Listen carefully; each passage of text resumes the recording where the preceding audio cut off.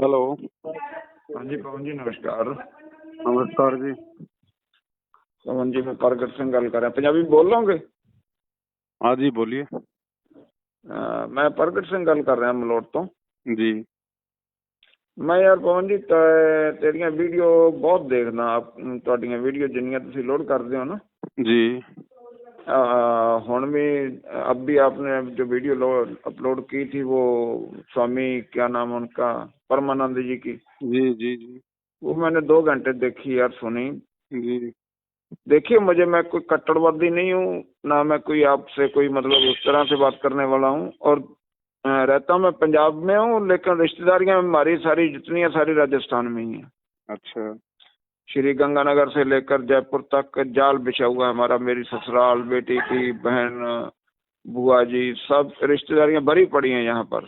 जी राजस्थान से बहुत गहरा ताल्लुक है। बस यार एक दो मेरे विचार है, मैं आपसे करना चाहता हूँ कि आप बात करते हैं ना, मेरे को भी अच्छा लगता है यार। मैं भी मतलब सारा दिन वाहिगुरु वाहिगुरु जपता रहता हूँ। जी देखो मैं गुरु ग्रंथ साहिब जी महाराज जो हैं उन्हीं के आगे जो मैं अरदास बेनती करता हूँ, जी और वही मेरे सब कुछ है।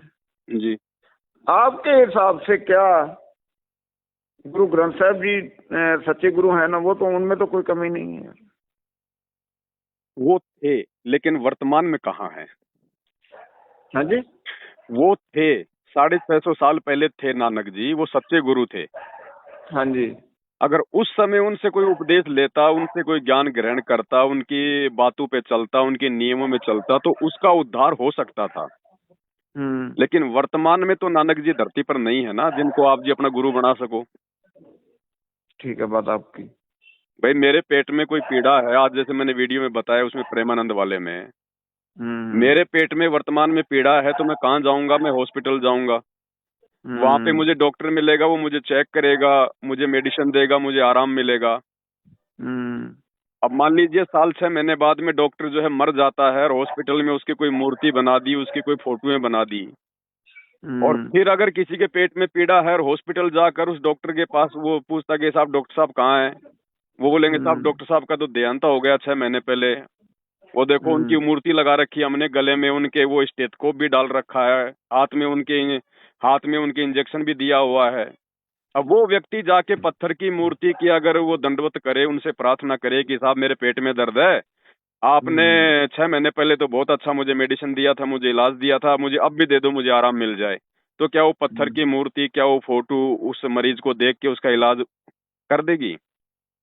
नहीं करेंगी। तो वर्तमान में चाहे चाहे आदरणीय नानक जी हो, चाहे श्री रामचंद्र हो, चाहे श्री कृष्ण हो, चाहे अन्य कोई संत महात्मा हो, चाहे 10 गुरुबान साहिब हो, वो वर्तमान में नहीं है। वर्तमान में केवल हम उनके जीवन से एक जो है मतलब की शिक्षा ले सकते हैं कि हमने उनके जैसे अच्छे कर्म करने चाहिए, लेकिन मोक्ष नहीं हो सकता खाली खाली उनकी बातों को याद करने से, वाहे गुरु नाम का जप करने से। अब वाहे गुरु नाम का जप जो है किसी भी शास्त्र में नहीं है, गुरु ग्रंथ साहिब में भी कहीं नहीं लिखा हुआ, और ना ही कभी नानक जी ने बताया कि भाई मेरे मेरे शरीर छोड़ने के बाद आप लोग वाहे गुरु करोगे तो आपकी मुक्ति हो जाएगी।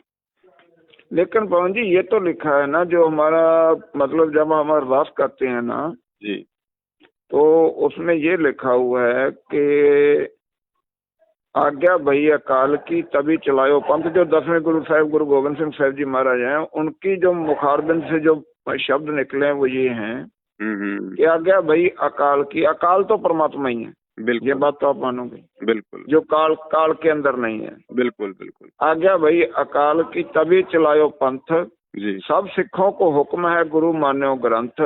जी, गुरु ग्रंथ जी मान्यो प्रगट गुरा की देह। जी, जो प्रभ को मिल वो चाहे खोज शब्द में ले, जाका हृदय शुद्ध है खोज शब्द में ले। लेकिन जो गुरु गोविंद सिंह साहब, हम तो देखो कोई भी है जी, आज मैं भी इसी बात का मैंने पहले आपको कहा कि मैं आज से नहीं जी, जब ये आप ये हुआ था ना, बखेड़ा हुआ था आपका बरवाला में, जी, तब भी बाबा जी के वो सुनता होता था। बच्चे बोल देते थे डैडी आप डैडी की सुनते रहने हो जी। मैं कहा बेटा ठीक है, मेरा ध्यान इधर लगता, मैं हर एक नहीं सुनता, मैं मुसलमानों का उनका भी सुनता हूँ, हिंदुओं का भी, जहाँ पे कुछ सीखने को मिलता जी। तो उन्होंने तो हमें यही उपदेश दिया है कि गुरु ग्रंथ मान्यों प्रगट गुरा की दे के जो श्री गुरु ग्रंथ साहब जी हैं, ये 10 गुरु साहबान की जो ज्योति है वो इसमें समाइए, जाका हृदय शुद्ध है खोई शब्द में लेके आपको गुरु ग्रंथ साहब के लड़ लगा दिए, आप इसमें से खोज करो, इसी में से आपको सब कुछ मिलेगा। बिल्कुल बात सत्य है। महापुरुषों ने जो वाणियां लिखी वो झूठ नहीं हो सकती हैं। भले हम अपनी छोटी बुद्धि के चलते उनको ना समझ पाए, वो बात अलग है। अब ठीक इसी प्रकार मैं आपको समझाऊं कि जैसे कोई भी रोग है, कोई भी तकलीफ है, उसकी जानकारी आपको कहाँ मिलेगी? कौन सी पुस्तक में लिखी हुई मिलेगी? भाई कोई डॉक्टर की पुस्तक होगी, कोई एमबीबीएस की पुस्तक होगी, उससे में सब रोगों का इलाज होता है ना। लेकिन वो निकाल के कौन देगा?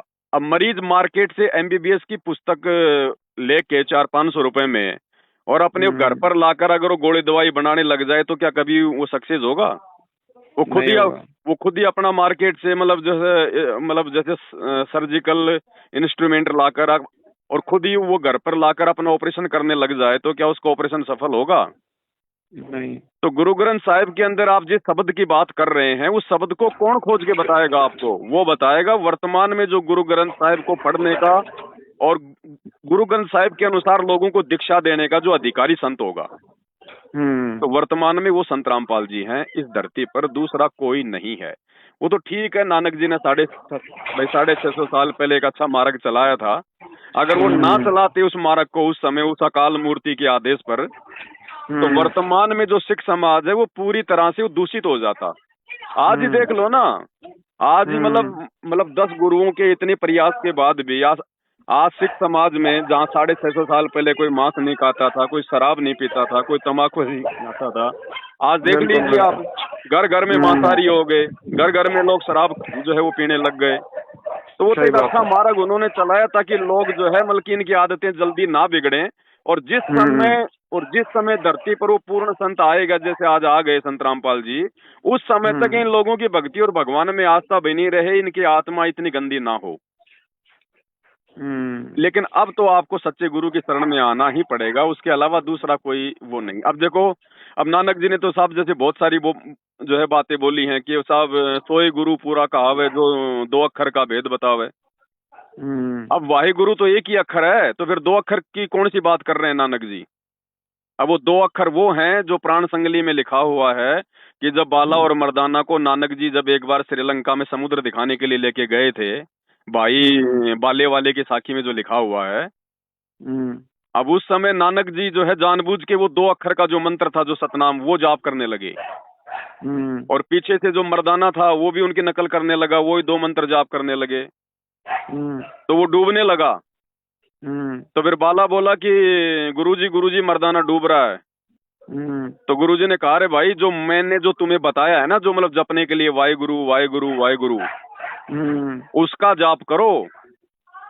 ये मत देखो कि मतलब गुरु क्या कर रहा है, गुरु क्या बोल रहा है। तो उस समय क्या था ना कि वो जो 2 अक्षर का जो जाप था वो छुपा के रखना था, क्योंकि वो समय नहीं था आत्माओं को पार करने का। उस समय हम लोग अगर 2 अक्षर का मंत्र वो ले भी लेते, नानक जी अगर किसी को दे भी देते, तो भी लोग उस समय जो है पूर्ण मोक्ष प्राप्त नहीं कर सकते थे, वो सचखंड नहीं जा सकते थे, क्योंकि आत्मा उस समय भगवान और भक्ति को स्वीकार करती है जब ये शास्त्रों से सारे प्रमाण देख लेती है। और उस समय जो मतलब की शिक्षा नहीं थी, उस समय नानक जी उनको दिखा नहीं पाते ये सारी बातें और वो मान नहीं पाते। इसलिए नानक जी ने वर्तमान समय तक लोगों को भक्ति से जोड़े रखने के लिए और वो वाहिगुरु का जाप जो है उनको दिया था। वरना वाहिगुरु करने से थोड़ी मुक्ति होगी। अब मैं किसी मेडिकल की दुकान पे जाऊं और मैं बोलूं भाई साहब दवाई दे दो, अब मेडिकल वाला क्या बोलेगा, भाई साहब मेरे पास तो हजारों प्रकार की दवाई है, तुझे कौन सी दवाई चाहिए, दवाई का नाम बता। तो इसी प्रकार वाहिगुरु जो है ये खाली जो मतलब कि गुरु की ओर संकेत करता है, लेकिन गुरु का मंत्र क्या है वो तो वो गुरु ही बताएगा, वो संत ही बताएगा, जो आज वर्तमान में कोई नानक जी जैसा होगा। तो वर्तमान में देखो संत रामपाल जी आए हुए हैं और देखो मैं तो साहब अपने गुरु जी का डंका जो है मतलब कि बजाऊंगा। लेकिन नहीं बजाना चाहिए आपको, लेकिन हर एक आदमी आपको को हक है जहाँ भी हाँ देखो। मैं आपसे किसी तरह की ईर्ष्या नहीं करता हूँ। मैंने पहले भी आपको एक्सप्लेन किया है भी, मैं तो खुद मतलब उस परमात्मा के रास्ते का चाहवान हूँ कि कभी कोई चलता फिरता कोई कोई मुकद्दर से ऐसा मिल जाए रंगा हुआ जो खुद को भी जोड़ दे यार। देखो, आज वो रंगा हुआ धरती पर आ चुका है। अब आपको समझने के लिए आपने उनके सत्संग तो सुनने पड़ेंगे, दूसरा कोई माध्यम नहीं है। मैं आपको मुझे यही तो मुझे बता रहा हूँ। मुझे सुनने में भी आपत्ति नहीं है अपने पवन जी, मुझे सुनने में आपत्ति नहीं है, लेकिन यहाँ पर जो हमारा धर्म का जो फलसफा है वो ये है कि हमारे देखो सिख धर्म में बाल, मैं ये नहीं कहता कि जिसने बाल कटवा दिए वो परमात्मा को नहीं मिल सकता, नहीं, ये बात गलत है। कोई कहता बाल बढ़ा, कोई कहता बाल कटा, जोगी कहता तू नीला, मुल्ला कहता, वो गल नहीं, ये अलग अलग फंडा है। परमात्मा किसी का बंधा हुआ नहीं है, ये बाहरी बातें हैं, किसी का खरीदा हुआ वो नहीं है। लेकिन नहीं। हमारे गुरु साहब का जो आदेश है कि आपने केस नहीं कटवाने हैं, मैंने भी रखे हुए हैं, मतलब भी मैंने वो आपकी बातें सही हैं, लेकिन ये केस ना कटवाने का आदेश ये किसका था? नानक जी ने तो बाल आपके बढ़वाई नहीं कभी। नानक जी ने तो कभी कहा नहीं कि भाई आप सिख हो तो आपने ये मतलब दाढ़ी बढ़ानी पड़ेगी, आपने बाल बढ़ाने पड़ेंगे। ये तो गुरु कौन से आपके गुरु साहिबान थे? गोविंद सिंह जी थे या कौन थे जो मुगलों के खिलाफ? गुरु गोविंद सिंह जी ने अमृतपान जब अमृत की दात बख्शी थी तो उन्होंने क्यों कहा था, उन्होंने क्यों ये केस बढ़वाए थे? क्योंकि उस समय मुगलों के साथ में लड़ाई करनी पड़ती थी। सिर पे बाल रहेंगे, अगर पगड़ी रहेगी तो अगर वो कोई वार करेंगे तो हमारे सिर का बचाव हो जाएगा। नहीं, मैं बातें समझता हूँ आपकी। थोड़े दिन पहले एक मैंने वो वीडियो देखी तो नहीं, मेरा दोस्त है वो बता रहा था कि कोई यहाँ पंजाब का आदमी है वो मर के जिंदा हुआ है, पता नहीं तो कितने उसने अमृतपान भी किया हुआ था, और वो बता रहा था कि भाई मेरे को पीटते हुए लेकर गए और पीटते हुए वापस छोड़ के गए हैं, लेकिन वहां से उसने बोल दिया धर्मराज ने कि इसका टाइम अभी पड़ा, इसको छोड़ के आओ वापस।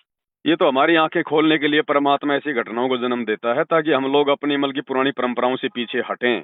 जैसे बहुत सारे लोग कहते हैं ना कि भाई ये पुनर्जन्म नहीं होता, कोई नरक स्वर्ग नहीं है, कोई धर्मराज नहीं है, कोई यम के दूत नहीं है। सब कुछ है भाईजान, तो सब कुछ है, ऐसी बात नहीं है। परमात्मा समय समय पर उन घटनाओं को जन्म देके हमारे विश्वास को दृढ़ भी करता है, लेकिन ना मानने वाले तो ना मानेंगे, उनका तो देखो जी कौन क्या कर ले। नहीं, किसी के मतलब किसी की कट्टरता का तो कुछ कहा नहीं जा सकता, किसी के मन का कुछ नहीं है, जबरदस्ती अपनी कोई ज्ञान बोलबानी है, समझाया नहीं जा सकता। जबरदस्ती किसी के दिमाग में ये कोई सॉफ्टवेयर तो है नहीं कि आप कंप्यूटर में लगा के यूएसबी डाल दोगे। ये तो अपने जिसके पिछले भक्ति संस्कार मजबूत होंगे, जो अच्छी आत्मा होगी, जो परमात्मा की जो तड़प में होगी, उसको ये ज्ञान समझ में आएगा, उसको ये भगवान समझ में आएगा। बाकी देखो साहब, ऐसा नहीं है, अगर भगवान धरती पर इंसानों को समझाने के लिए आएगा तो इंसान जैसा ही बन के आएगा। हम नानक जी को अपना मतलब सच्चा गुरु मानते हैं, और वो थे भी भाई, इसमें कोई संशय नहीं है। अब नानक जी हम इंसानों को समझाने के लिए, अब बताओ उन्होंने कैसा रूप बनाया? आप और हमारी तरह तो बन के आए वो।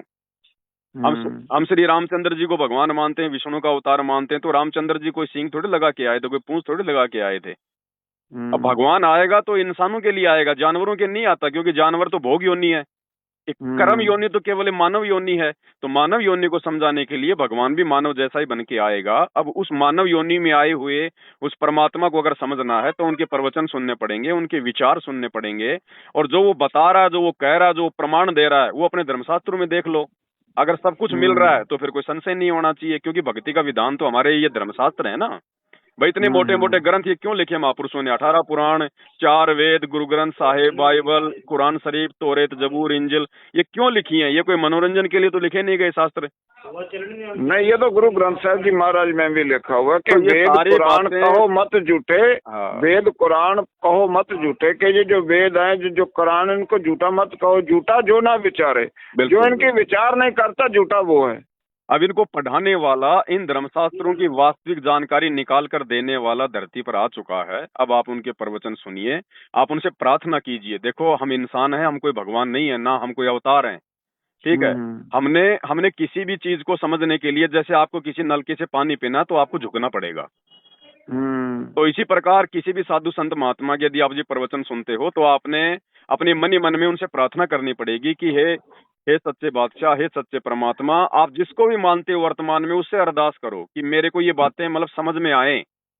मेरा ये मनुष्य जन्म जो है ये पल पल ये गुजरता जा रहा है, ये मुझे वापस नहीं मिलने वाला, केवल मुझे भक्ति के लिए मिलता है। ये आप उनसे प्रार्थना करो एक बार, समझ में क्यों नहीं आएगी? हमें परमात्मा ने मनुष्य जन्म दिया, विशेष हमारे को बुद्धि दी, और भगवान आज हमारे को समझाने के लिए तो आया है गुरु रूप में धरती पर, तो समझ में आएंगी यदि हम समझने का थोड़ा सा भी प्रयास करेंगे तो। देखिए, मैंने आपको बोला ना कि मैं बीच में छोड़ दिया था जी। जब ये बरवाड़ा कांड हुआ है, तब मैं लगभग हर रोज ही, उस वक्त में मेरे पास फोन नहीं था, मैं टीवी पे सुना करता था जी। संत रामपाल जी को मैं सुना करता था, और लगभग हर रोज ही साधना चैनल पे सुना करता था जी। उसके बाद ये बरवाड़ा कांड हो गया, ये छूट गया। अब ये जो आपके जो एपिसोड आते हैं लगभग मैं सभी देखता हूँ यार जी। मैं रात को, या तो मैं सत्संग मस्कीन जी का फैन हूँ जी। वो भी अलवर के थे और बहुत बड़े मतलब सज्जन पुरुष थे, कोई परमात्मा के नेड़े जो रूहें होती हैं वो थे वो। जी। जी। जी। तो मैं वाईफाई लगा हुआ है, नेट का तो चक्कर होता नहीं है, तो फोन जो है वो चलता रहता रात के 1-1 बजे तक, 2-2 बजे तक। आपका भी जो एपिसोड है मैं सभी देखता रहता हूँ, हर रोज देखता हूँ सभी, लेकिन यार मैं किसी डिसीजन पे नहीं पहुंच पा रहा हूँ कि मेरे को क्या करना चाहिए। मैं एक तरफ मेरा खुद का अपना धर्म है जी, भी, जो कहीं मैं कोई गलती तो नहीं कर रहा हूँ कि गुरु गोविंद सिंह साहब जी से दूरी बना के, या गुरु ग्रंथ साहब जी से दूर जाकर मैं कोई गलती तो नहीं कर रहा हूँ, मैं पाप का भागीदार तो नहीं बन रहा हूँ। नहीं नहीं नहीं, देखो ऐसा है, क्योंकि मैं आज तक जो भी मांगा मैंने वो गुरु ग्रंथ साहब जी से आगे हाथ जोड़कर उनसे मांगा। वो आपका भाग्य था, वो आपका प्रारब्ध था, वो आपके पिछले जन्म के आपके पुण्य थे, वो आपको मिलना ही था। अब बहुत सारे लोग हैं भाई, आपके सिख समाज के ऐसे बहुत सारे लोग होंगे जो ना तो 10 गुरुओं को मानते हैं, ना और कोई भक्ति करते हैं, उनके दारू के ठेके भी हैं, वो खाते पीते भी हैं, और उनको उन जो है आपके गुरु ग्रंथ साहब का पाठ करने वालों से ज्यादा लाभ मिल रहे हैं। तो फिर उनको कौन दे रहा है? उनको कौन सा गुरु दे रहा है? वो तो मानते भी नहीं गुरु को, वो तो कभी गुरुद्वारे भी नहीं जाते। मैं इस बात से सहमत हूँ कि कई आदमी ऐसे देखे हैं जो हर वक्त पाठ कर रहे हैं, हर वक्त गुरु का नाम जप रहे हैं, लेकिन कोई ना कोई ट्रेजेडी हो रही है, कोई ना कोई ऐसी घटना हो जाती है। लेकिन कई ऐसे आदमी देखने को मिलते हैं जो मतलब मांसाहार करते हैं, कोई शराब के ठेके हैं या कुछ भी है यार, लेकिन उनका जो, ये मैं इस बात से सहमत हूँ कि आदमी का ये जो अब जो खाता चल रहा है ये पिछले जन्म का चल रहा है। जी जी जी, और वर्तमान पिछले जन्म में जो आपने पुण्य किए, जो आपने जब तक किया, ये जो कुछ भी किया आपने, उसके हिसाब से ये जो पन्ना खुला हुआ है वो चल रहा है। तो बस यही सबसे बड़ा रीजन है, जो लोग वर्तमान में भक्ति नहीं करते हैं फिर भी उनकी मौज हो रही है, तो उनको तो अपने पिछले जन्म के पुण्य मिल रहे हैं। और वर्तमान में जो लोग भक्ति कर रहे हैं, एक संत रामपाल जी की भक्ति को छोड़कर बाकी अगर किसी भी धर्म में कोई भी अगर भक्ति कर रहा है और यदि फिर भी उसको लाभ नहीं मिल रहा है, तो रीजन यही है कि वो जो भक्ति कर रहे हैं वर्तमान में वो भक्ति उनको किसी प्रकार का लाभ नहीं दे सकती। क्योंकि वर्तमान में तो वर्तमान वाला ही लाभ देगा। ठीक है, अब जैसे रात का समय होता है, अब रात के समय में तो चांद भी चमकता है, ये जो है ये तारे भी चमकते हैं और बड़े अच्छे भी लगते हैं, हमारा वो काम भी निकाल देते हैं हल्की फुल्की रोशनी करके। लेकिन जो हमने जो दिन में जो काम करना होता है, वो दिन वाला काम जो है वो सितारे नहीं कर सकते, चांद की रोशनी नहीं कर सकती, उसके लिए तो सूरज की आवश्यकता पड़ेगी। सही बात। तो अब हमारे को पूर्ण मोक्ष चाहिए, ये समय आ गया कलयुग की पिछली पीढ़ी का, परमात्मा प्राप्ति का, सचखंड जाने का। तो अब वो परमात्मा भी आ गया भाई धरती पर, वो आ चुका है भाई। अब हमारे को जो पहले के जो गुरुजन थे, जो पहले जो महापुरुष जो अपना शरीर जो त्याग गए, राम कृष्ण जो भी थे, अब उनसे उनकी पूजा करने से, उनके आगे तालियां पीटने से, घंटियां पीटने से, उनके मंदिर बनाने से हमारा ये जन्म मरण का रोग समाप्त नहीं होने वाला। अब तो जो वर्तमान में जो है भाई, अब तो हमने उसके पीछे लगना पड़ेगा। मैं आपसे मतलब इस बात को मतलब खंडित नहीं कर रहा हूँ, लेकिन जो गुरु ग्रंथ साहब जी महाराज में गुरु नानक साहब जी लिख कर गए हैं, वो लिख गए कि जो पूर्ण परमात्मा है वो अजूनी है, वो जूनी में मैं नहीं आता जी। तो दूसरी तरफ मतलब गुरु ग्रंथ साहब जी में ये भी लिखा हो कि गुरु परमेश्वर ना ही वेद, गुरु और परमेश्वर में कोई भेद नहीं है, कोई फर्क नहीं है। जो 10 गुरु साहिबान हुए उनमें और परमात्मा में कोई फर्क नहीं था। वो ठीक है, आपकी बातें सही हैं, वो वो मतलब फर्क ना होने का मतलब क्या होता है कि भाई जैसे गुरु आगे से आगे जिसको अधिकार दे देता है ना, तो उसमें पहले वाले में कोई अंतर नहीं होता, फिर हमने उनकी बातें मान के चलनी पड़ती हैं। लेकिन उस समय जब वो धरती पर होते हैं। और दूसरा आप मेरे को ये बताओ, आप जी जूनी किसको मानते हो?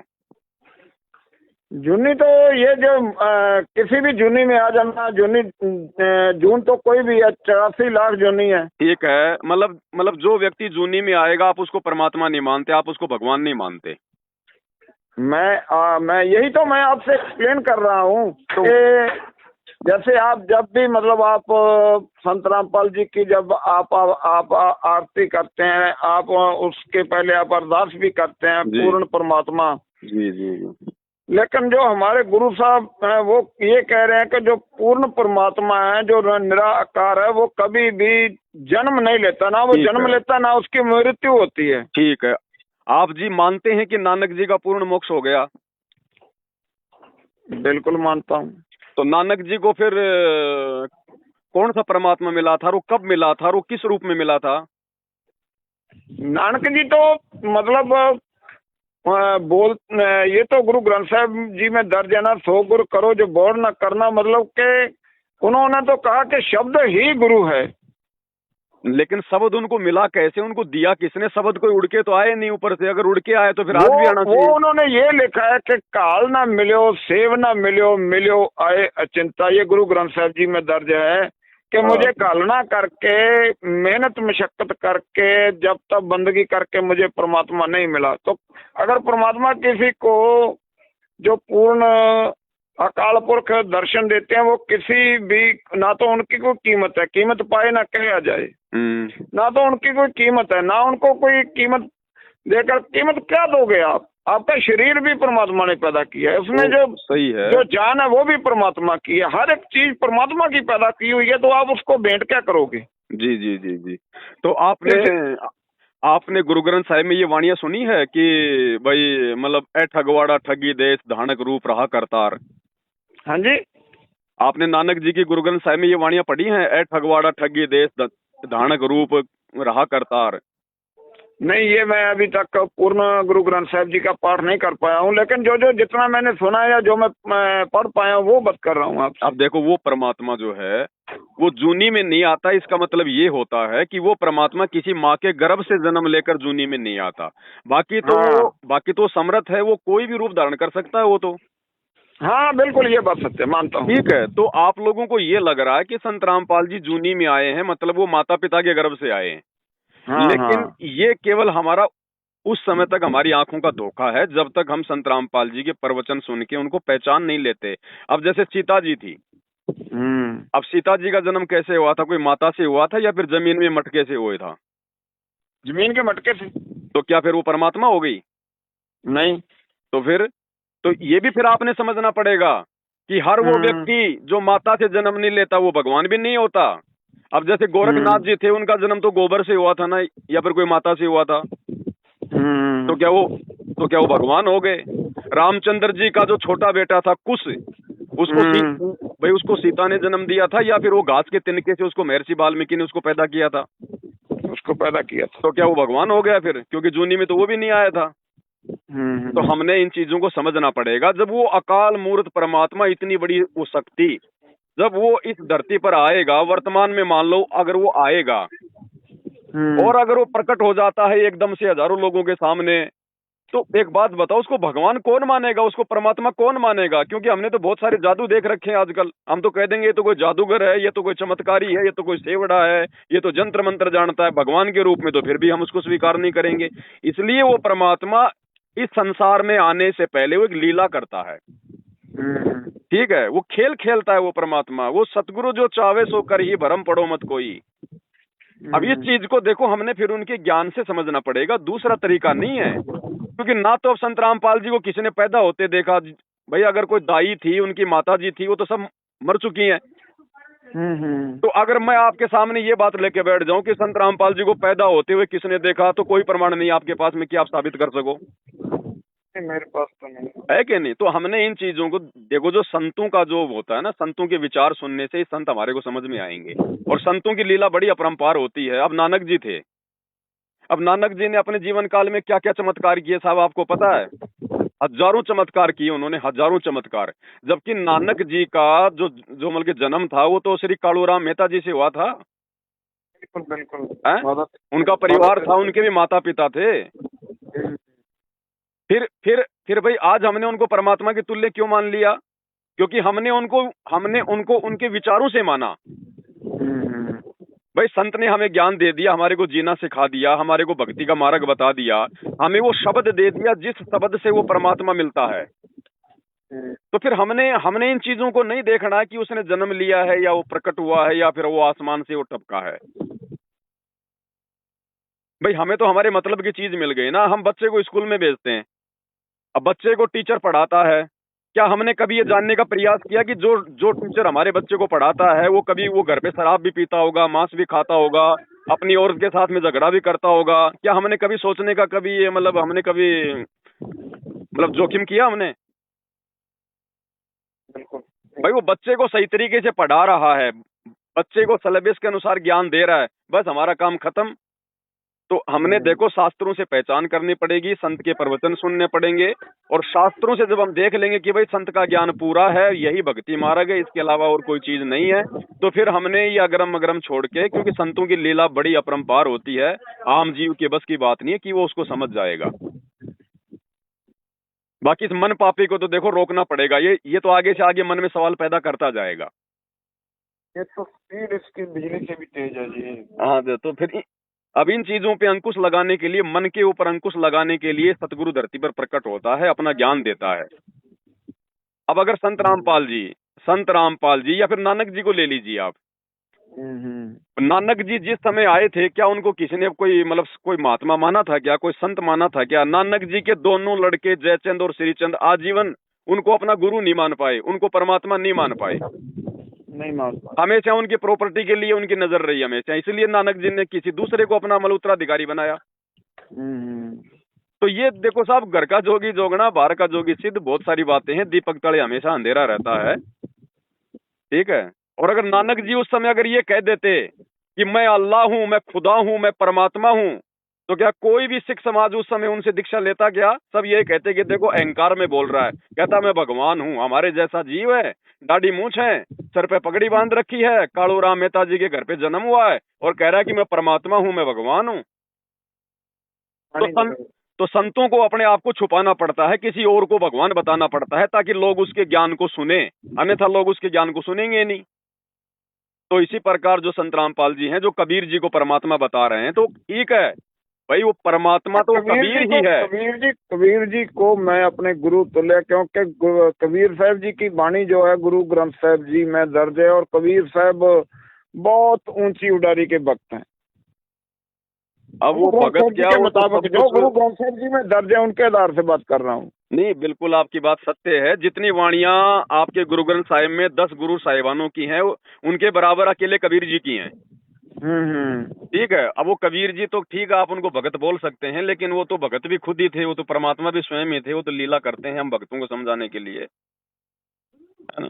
तो अब देखो ना, अब थोड़ा विचार तो हमें करना पड़ेगा। अब देखो, ये मनुष्य शरीर दिया है, परमात्मा ने बुद्धि दी है। अब देखो समय भी ज्यादा नहीं गंवाना चाहिए हमने इसी खोजबीन में कि कौन है परमात्मा, कहाँ है परमात्मा। अब हमने निष्कर्ष तो जो है निकाल लेना चाहिए, क्योंकि समय अब आ चुका है। अब भी अगर हम लोग अगरम अगरम में रहेंगे, अगरम अगरम में रहेंगे, और अगर समय अपना बर्बाद कर देंगे, तो फिर ये तो जो वर्तमान में जो आया हुआ है परमात्मा, जो सतगुरु रूप में आया हुआ है, जो संत रामपाल जी, ये भी अपने हाथ से निकल जाएगा। और जाने के बाद फिर दुनिया इनके मंदिर बनाएगी, जैसे आज नानक जी के गुरुद्वारे बने हुए हैं। अब आज गुरुद्वारे में कोई भगवान थोड़ी बैठा है साहब। ये तो धार्मिक शिक्षा के स्कूल है, लेकिन आज उनमें धार्मिक शिक्षा भी तो सही प्रकार से नहीं दी जा रही है। ये बात तो सही। आज केवल वो बिजनेस बन गए, लोगों ने बांट लिया कि साहब ये है तो यही रहेगा, ये पार्टी है तो यही रहेगा, आप उसको हटा के दिखा दो, फिर उसके माथे में तोड़ी गिर जाती है। वो उस पर तो मैं बोलना भी नहीं चाहता हूँ कि इतना सिस्टम खराब हो चुका है ना। तो खराब सिस्टम को ठीक करने के लिए परमात्मा संत रामपाल जी के रूप में धरती पर आए हैं, और वो देखो कोई चमत्कार नहीं करेंगे, वैसे मतलब प्रत्यक्ष में नहीं करेंगे, बाकी अप्रत्यक्ष में तो उन्होंने लाखों चमत्कार कर दिए।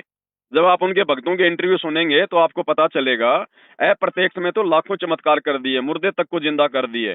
आप उनके इंटरव्यू देखिए भक्तों के, जो लोग मैं एक एम्स बात में बोलूं अपोलो में आपको, जा जाके ठीक नहीं हो रहे थे, उनकी कैंसर एड्स वगैरह ठीक नहीं हो रही थी, आज परमात्मा की तरफ से वो निरोगी होकर अपनी भक्ति कर रहे हैं। एक बात बोलूं आपको, जी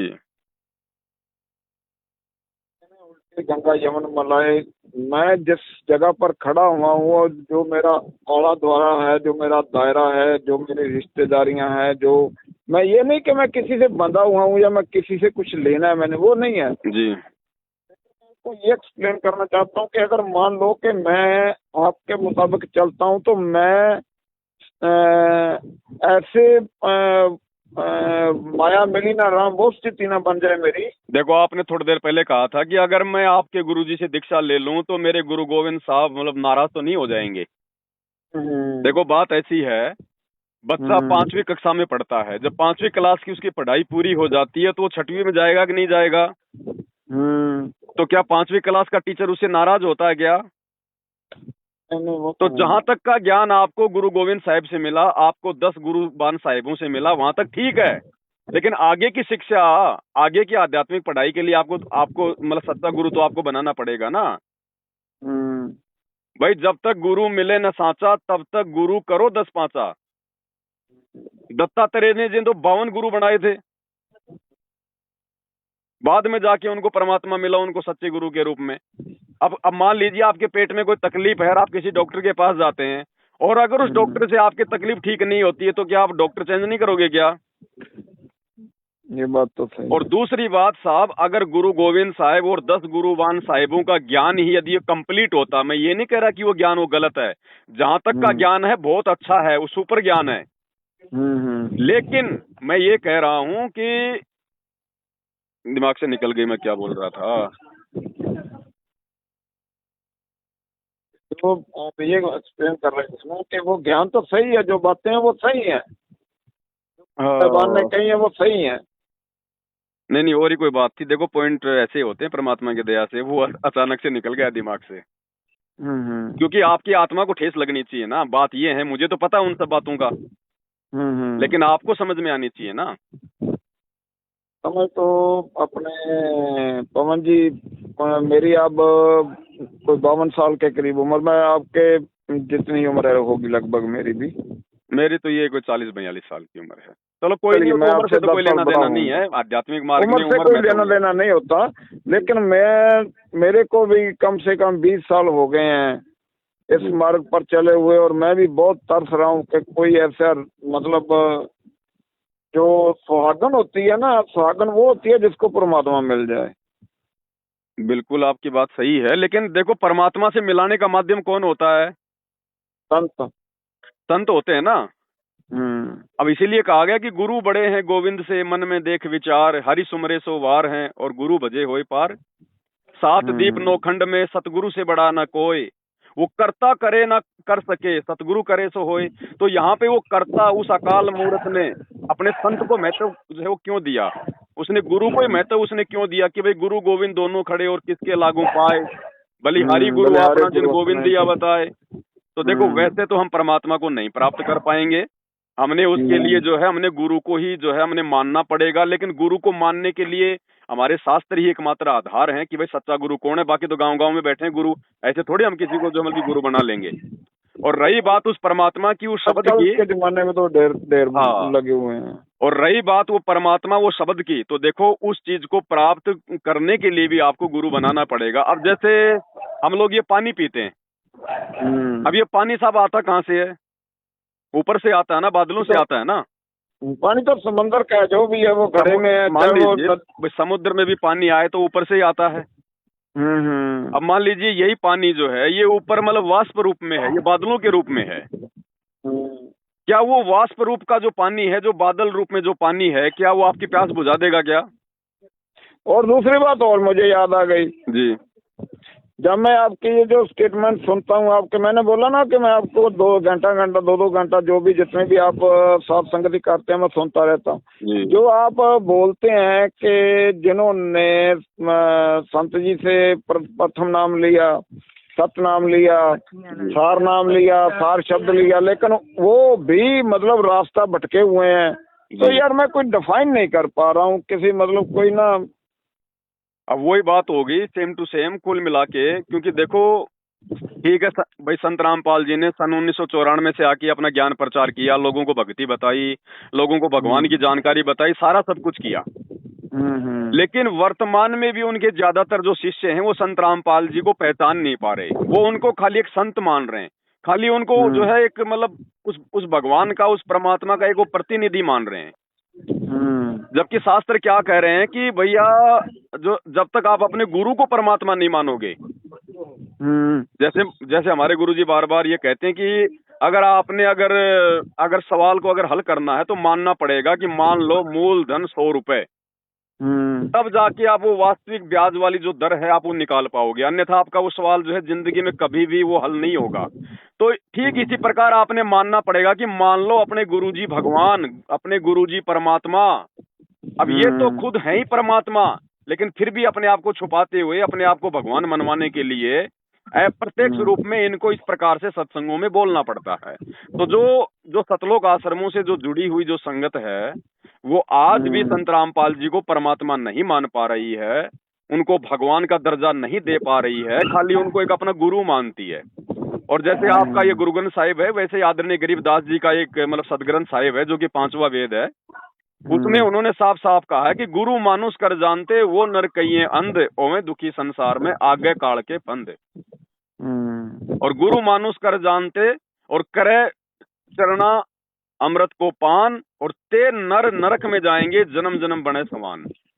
यानी गुरु को मानुष समझने वाला, अब गुरु को मानुष समझने का मतलब होता है कि भैया अपने गुरु के अलावा, अपने गुरु के रहते सहते किसी और में जो है मतलब परमात्मा देखना, किसी और में जो है भगवान देखना।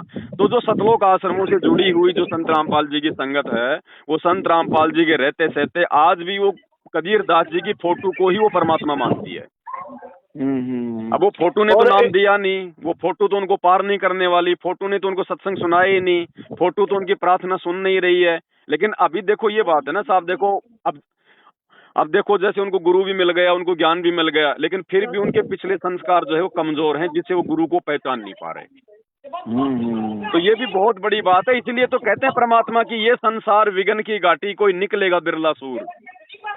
ठीक है, कोई बिरले होते हैं जो अपने गुरु में भगवान देख के इस काल के जाल से बाहर हो पाते हैं, अन्यथा भाई साहब बहुत ये काल का षड्यंत्र बहुत भयंकर है। इसको इतना आसान नहीं है कि भाई हम अपने घर पे ठीक है थोड़ा बहुत अपना मल की दिया बाती करके और अपना 2-4 पाठ करके और हम इस काल के जाल को हम काट देंगे। इस काल के जाल के ये तो गुरु साहब जी महाराज कहते हैं ना कि खंडो तिखी वालों ने की, इस पर चलना तो खंडा जो होता है तलवार की धार होती है, उस पे चलना होता है। गरीबदास जी कहते हैं पहले मरण कबूल कर जीवन की शद आस हो सबन की रेणुका तो आओ हमारे पास। बिल्कुल बिल्कुल। दूसरी मैं आपको रिकॉर्ड मैं आपको एक बताना चाहता हूँ कि आज आप ठीक है साइंस का जमाना है, तो नासा के एक साइंटिस्ट थे वासु भारद्वाज जी।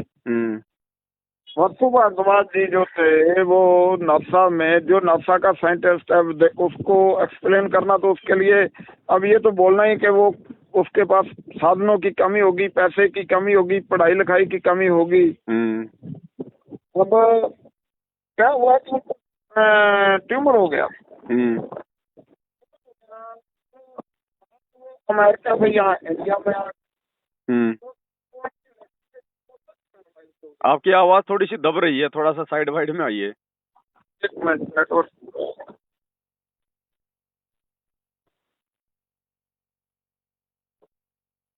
पैरालाइज हो गया लेफ्ट साइड पे भारद्वाज। तो जो डॉक्टर्स थे उन्होंने अमेरिका के, जो इंडिया के जो सुपीरियर डॉक्टर थे जी, उन्होंने बोल दिया आपके पास कितना टाइम रह गया, ये जो आपका कान है ये कभी काम नहीं करेगा। जब आदमी हर तरफ से निराश हो जाता है ना, तो कहीं न कहीं से परमात्मा एक आस की किरण जगाता है। जी जी जी जी। उनकी जो घरवाली थी वो सिंधी थी, और जो सिंधी या हमारा उनका गुरु ग्रंथ जी पे विश्वास है। जी जी। उनकी घरवाली ने बोला कि सभी जगह धक्के खा लिया, वैसा करते हैं कि अमृतसर साहब में श्री दरबार साहब चलते हैं। जी।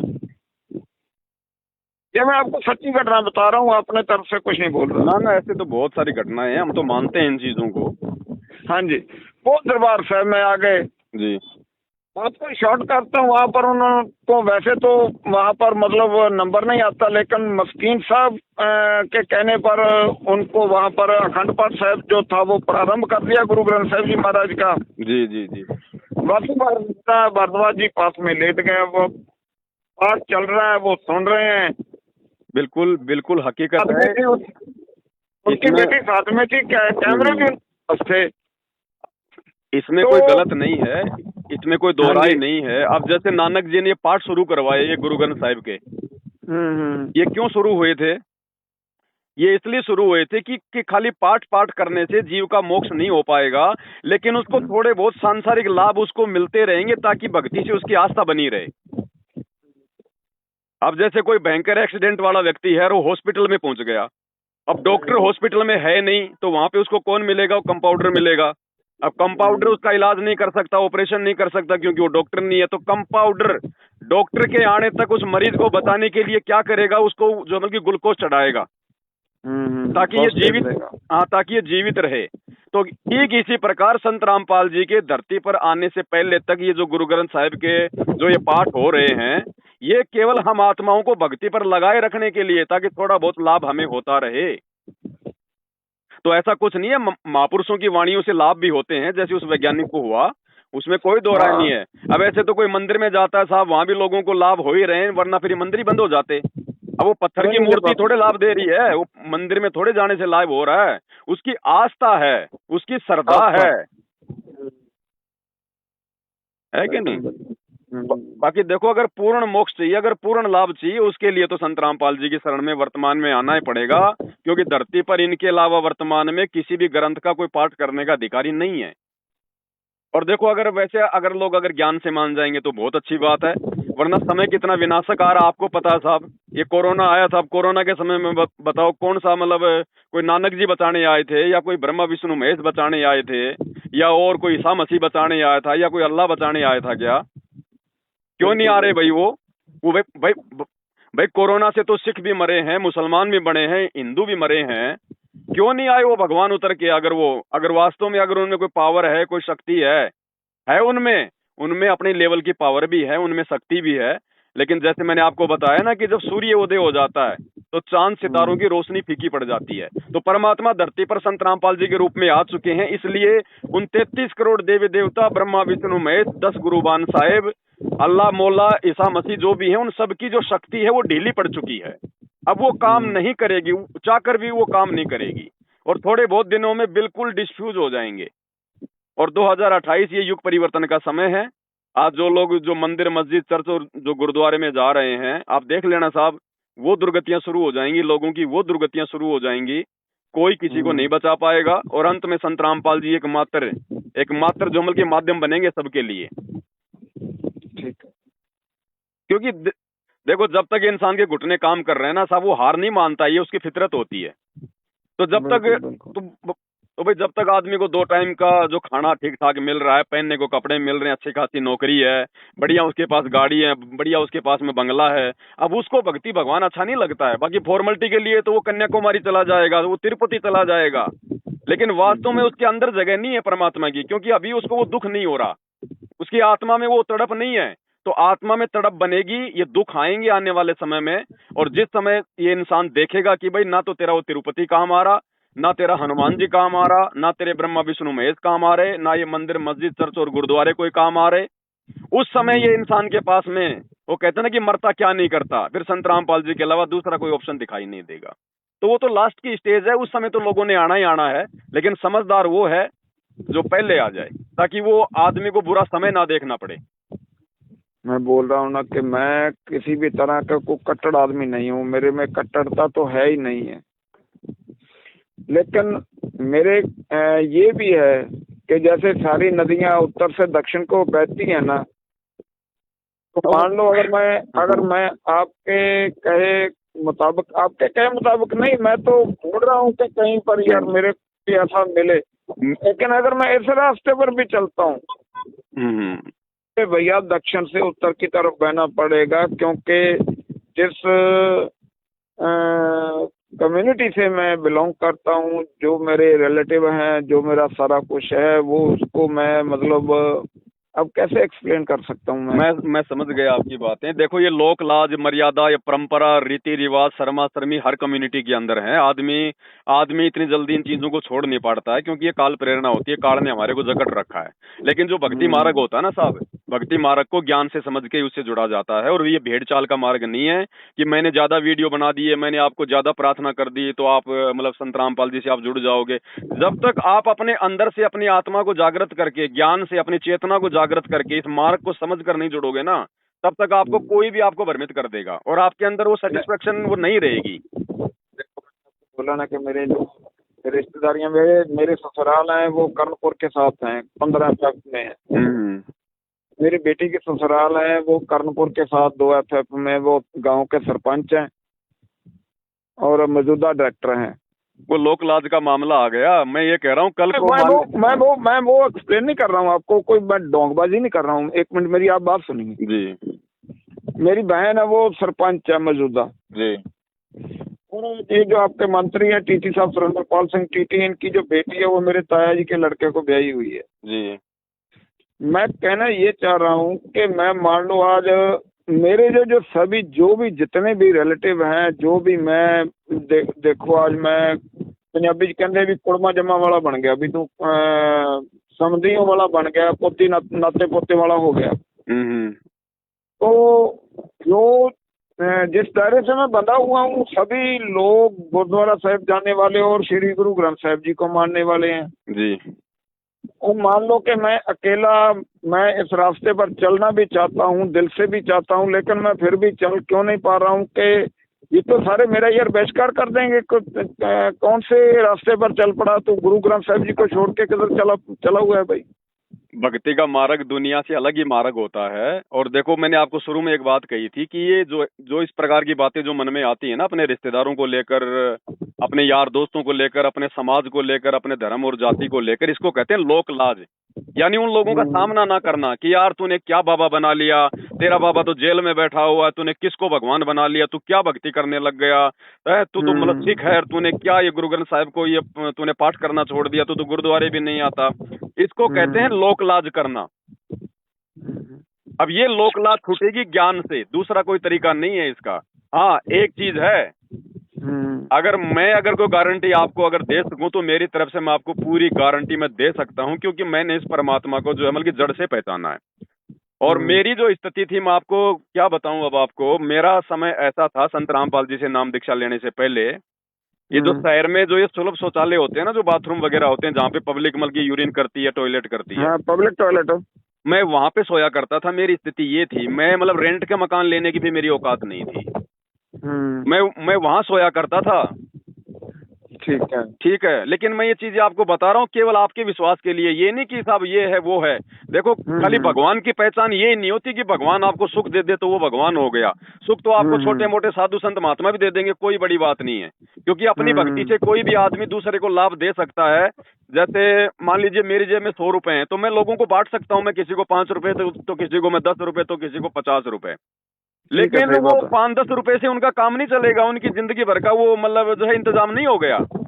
वो तो एक मतलब हाँ, वो तो एक मतलब टेम्परेरी काम है, ठीक है, उनका मतलब आज का काम निकल गया, ठीक। तो लेकिन वो सुख भी जो परमानेंट जो सुख होता है, जो इस लोक में जो आदमी को जो चाहिए, जिन चीजों की आवश्यकता है, वो भी इस परमात्मा की भक्ति से ही मिलेगा, दूसरा ऑप्शन नहीं है। तो वो समय था मेरा, मैं जो है मतलब पब्लिक टॉयलेट में सोया करता था। सन 2013 में मैंने नाम लिया। 8 साल तक मेरे को वो संघर्ष करना पड़ा कि मेरी जो स्थिति थी ना, वो टॉयलेट वाली तो नहीं थी, लेकिन टॉयलेट वाली से थोड़ी सी ऊपर हो गई। और वो स्थिति मेरे को क्यों सहन करनी पड़ी, वो अब ये नाम और ज्ञान देने के बाद में ऐसा नहीं कि डायरेक्ट आपको प्रधानमंत्री बना देगा परमात्मा। नहीं, वो बात भगत, अगर आप किसी सच्ची भक्ति से जुड़ रहे हो, आप किसी सच्चे संत से जुड़ रहे हो, तो वहां पे आपको एक समय बाद लाभ मिलेगा। आपको शुरुआत में लाभ नहीं मिलेगा। शुरुआत में लाभ दे दिया तो आप उस ज्ञान को नहीं समझ पाओगे, आप जी डगमग हो जाओगे, आप जी भूल जाओगे परमात्मा के गुणों को। तो परमात्मा उसको धीरे धीरे उसको तपाता है, जैसे लोहे को गर्म करके फिर चोट मारते हैं, फिर गर्म करके फिर उसको ऊपर वो चोट मारते हैं। तो 8 साल मेरे को परमात्मा ने जो है तपाया, मेरे को जलाया। और आज स्थिति वो है कि मेरे रिश्तेदार ये कहते हैं कि वो तो डाके डालता है, डाके। आज उसके पास में इतना पैसा, इतनी गाड़ी, इतना सुख है, भाई वो तो डाके डालता है, डाके। भाई मैं डाका तो डालता हूँ, इसमें कोई दो राय नहीं है, लेकिन मैं भक्ति का डाका डालता हूँ। सुबह उठते मैं अपना भक्ति करता हूँ, बीच में अपने मंत्र करता हूँ, भगवान की सेवा करता हूँ, भगवान को भोग लगाता हूँ, भगवान की महिमा करता हूँ, मैं लाइव आता हूँ, मैं उसका गुणगान करता हूँ। छोटा मोटा रोजी रोटी के लिए जो हम अपना जो है वो काम धंधा भी हम करते हैं। तो हम लोग डाके तो डाल रहे हैं, लेकिन हम ये परमात्मा के डाके डाल रहे हैं, हम ये भक्ति का डाका डाल रहे हैं। और ये भक्ति का डाका आने वाले समय में हर किसी को डालना आदमी बन जाए यार, उसके बड़े भाग होते हैं, है ना। भाई लेकिन देखो, हमारे कोई सुखों की भी कोई आवश्यकता नहीं है, क्योंकि ठीक है आज परमात्मा ने मेरे ऊपर दया जो है वो की हुई है, लेकिन आपको मैं रियलिटी बताता हूँ कि मेरे अंदर 1% भी ये भाव नहीं है कि परमात्मा मेरे को आप इसी प्रकार से मेरे को जो कि आप आनंद में रखो। नहीं, अगर आप मेरे को कल अगर रोड पे रखोगे तो मेरे भाव में, मेरी श्रद्धा में, मेरे विश्वास में, मेरी जो की भक्ति में 1% रत्ती भर भी कोई जो की फर्क नहीं आएगा। क्यों? क्योंकि मैं संत रामपाल जी से सुख प्राप्ति के लिए नहीं, मतलब मैं जो है वो नहीं जुड़ा था। मैंने उनके ज्ञान को समझा पहले, और ज्ञान को समझ के मैं उनसे जुड़ा हूँ। और देखो भगत चाहे कोई भी हो साहब, जैसे सुदामा था, अब सुदामा को सुख मिला तो उसको बुढ़ापे में जाके मिला था, बाकी तो उसके बच्चे भी रोटी के लिए जो है वो तरसा करते थे। सही बात है। तो ऐसा नहीं है कि भक्ति आपने ज्वाइन कर ली तुरंत आपको लाभ मिल गया। अब समाज रिश्तेदार तो सुदामा का भी था, वो भी पता नहीं उसको क्या क्या बोलता था। नरसिंह भगत का भी समाज था। जब नरसिंह भगत को परमात्मा संत रूप में मिले, उसकी 56 करोड़ की संपत्ति को उसने भंडारे में लगवा दिया, तो रिश्तेदार तो उस नरसिंह भगत के भी थे। यानी आज से 350 साल पहले 56 करोड़ की संपत्ति का मालिक, मतलब आज का मुकेश अंबानी भी उसके नाखून के बराबर नहीं था। सही बात है। और वो व्यक्ति यदि परमात्मा के कहने से, यदि एक संत के कहने से अपनी संपत्ति को यदि वो भंडारे में लगा के झोपड़ी डाल के जंगल में रह रहा है, तो रिश्तेदार तो उसके भी थे साहब। उसके तो बड़े बड़े लोगों से संपर्क थे। आपकी बहन तो खाली सरपंच होगी, उसके तो राजाओं के साथ में संपर्क थे। बिल्कुल बिल्कुल। लेकिन उसने वो राजा नहीं देखा, उसने लोकलाज नहीं देखी, उसने रिश्तेदारी नहीं देखी, उसने परमात्मा देखा कि अगर मैं कल को मैं ये भक्ति नहीं करूंगा परमात्मा वाली, और लोकलाज में यदि मैं जो कि फंसा रहा, और कल को मरने के बाद मैं 84 में जाके मैं गधा बनूंगा, सुअर बनूंगा, तो ना तो मेरी बहन काम आएगी, ना मेरा जीजा काम आएगा, ना वो रिश्तेदार काम आएगा। ये तो मतलब के रिश्ते हैं भाई। तो फिर जब मतलब के रिश्ते हैं, तो फिर वो जो वास्तविक जो रिश्ता जो है ना, जो परमात्मा का, जो सदा हमारे साथ में रहेगा, यहाँ भी साथ में रहेगा, जिएंगे जब तक, यहाँ भी हमारी पल पल वो रक्षा करेगा। अब मान लीजिए साहब, आप मेरे से बात कर रहे हैं और अचानक से आपका मोबाइल गर्म होके फट गया और आपकी खोपड़ी फट गई, तो आपकी बहन ने आपको बचाया क्या? आपके जीजा ने आपको बचाया क्या? अगर उस परम शक्ति की यदि आप शरण में होते तो वो परम शक्ति आपको बचाती। बिल्कुल बिल्कुल। हम अपने बच्चों को नहला दहला के टिफिन बना के स्कूल में भेज देते हैं, उसको बस में बैठा देते हैं, रास्ते में बस का जो है दुर्घटना हो गया, अब वहाँ पे उसका माँ बचाएगी, उसका बाप बचाएगा क्या? उनको तो पता भी नहीं कि बस जो है एक्सीडेंट हो गई। वहाँ पे बचाने वाला कौन है? वो वाहि गुरु, वो अकाल मूर्त है।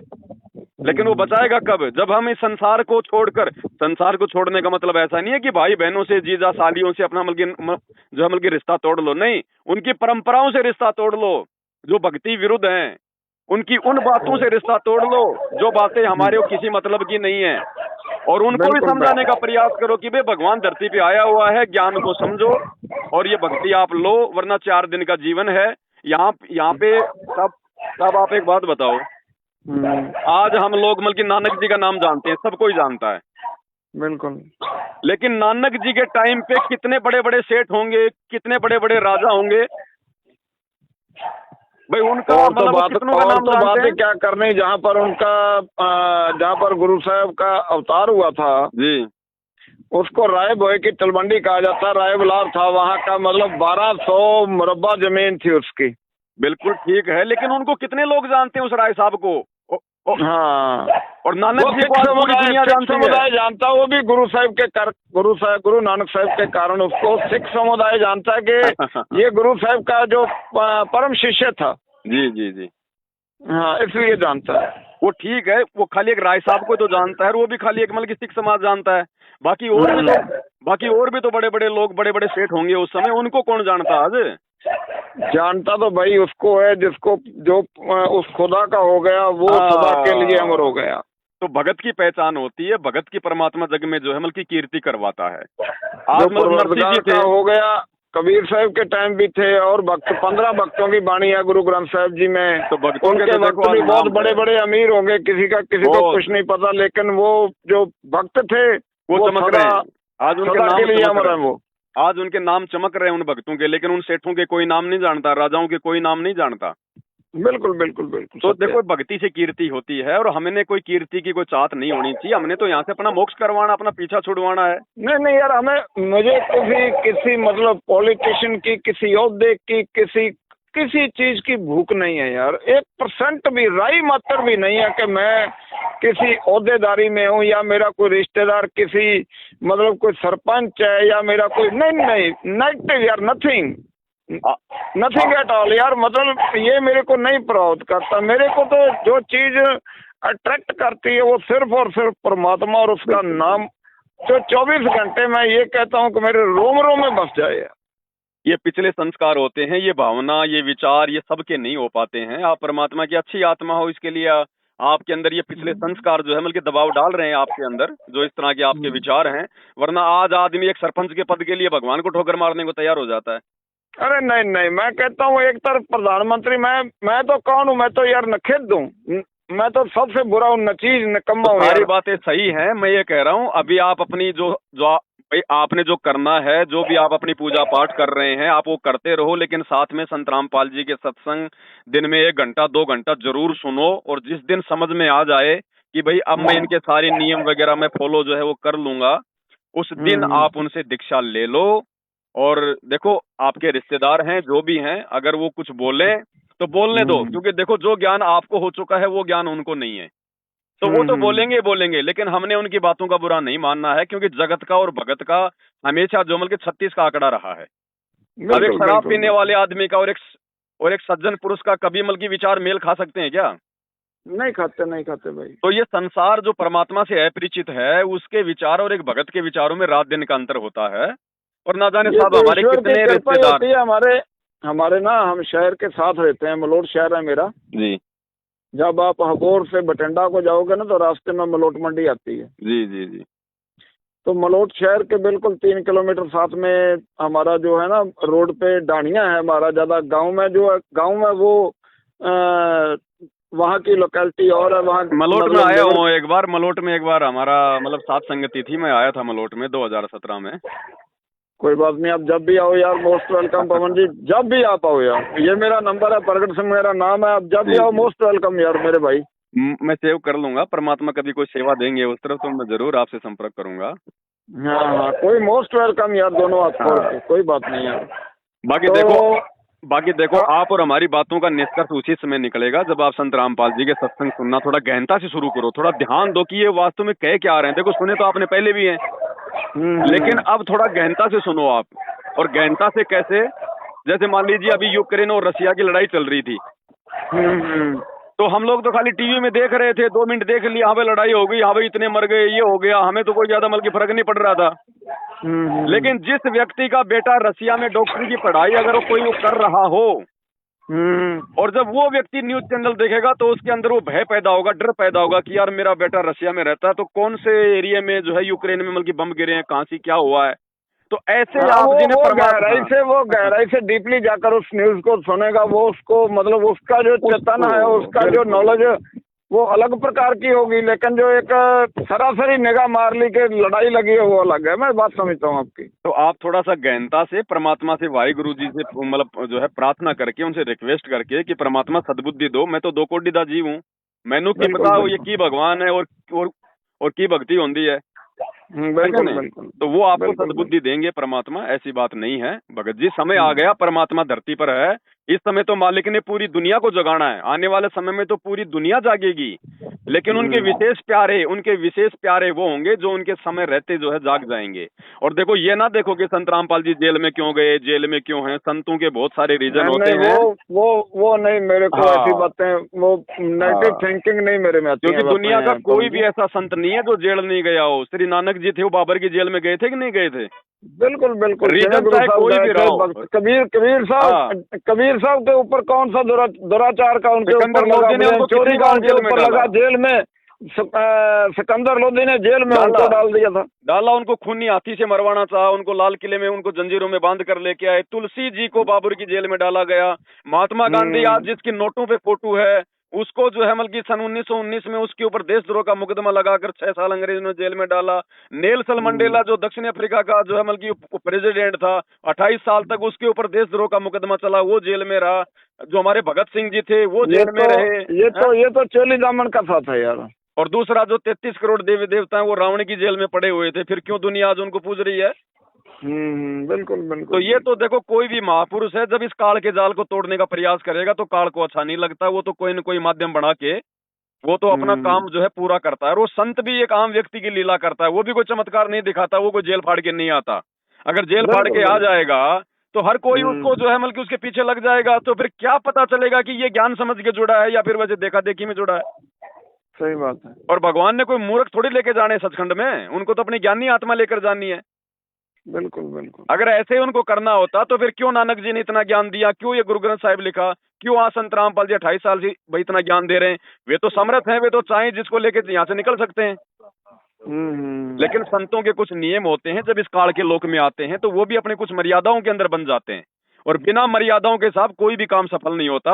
आज आपका परिवार है, आपका छोटा सा परिवार है, उसमें भी अगर बेटा बेटी सास बहू की मर्यादा नहीं होगी वो परिवार नहीं चलेगा। कोई भी कंपनी है अगर उसमें नियम मर्यादा नहीं होंगी वो कंपनी नहीं चलेगी। मर्यादा तो पहले जरूरी है जी, हर रिश्ते की मर्यादा है। तो ऐसे संतों की भी कुछ मर्यादा होती है जब वो इस काल लोक में अपनी आत्माओं को निकालने के लिए आते हैं। और ये सारी चीजें हमने उनके ज्ञान से समझनी पड़ेगी, उनके सत्संगों से समझनी पड़ेगी, क्योंकि वो संकेत करेंगे। तो थोड़ा सा मेरी तो आपसे प्रार्थना है, आप अच्छी आत्मा हो परमात्मा की। मेरे को तो लोग गालियां देते हैं, सुनना शुरू करता हूँ। पहले मैं ना रात को जब लेटता हूँ तो उस वक्त मैं सुनना शुरू करता हूँ। सुनो, परमात्मा दया करेंगे आपकी। अगर दास के साथ में मालिक ने बात करवाई है, हमने अगर इतनी बातों पर अगर ये डिस्कस किया है तो जरूर परमात्मा दया बख्शेंगे। वरना मेरे को तो जितने भी फोन करते हैं लोग माँ बहन की गालियों से तो मतलब शुरुआत करते हैं। नहीं भाई, मैंने तो कभी किसी को गाली दी नहीं है। वो खैर उनके कर्म है, उनके संस्कार हैं, हम उनकी बातों का बुरा भी नहीं मानते, हम उनकी बातों का कोई बुरा भी नहीं मानते। मैं चला बुरा ना मुझा कोई, जादल खोजा अपना मुझसे बुरा ना कोई। हम तो खुद नीचे हैं भाई, किसी को गाली क्या निकालनी मेरे भाई। हाँ, तो अच्छी आत्मा हो, इसीलिए तो आप इतना विचार कर पा रही हो। नहीं, भक्ति और भगवान के बारे में लोगों को सोचने की फुर्सत कहाँ है? 2 के 4 बनाने से लोगों को जो अमल की फुर्सत नहीं है। बिल्कुल। तो आप अच्छी आत्मा हो परमात्मा की। अब जागो भगत जी, अब सोने का समय नहीं है। आने वाले समय में तो पूरा सिख समाज आएगा दौड़ दौड़ के। उस समय आने में कोई आना थोड़ी है, वो तो फिर देखा देखी हो गई। भाई जिस समय गुरुद्वारे नहीं थे उस समय कहाँ जाते थे सिख?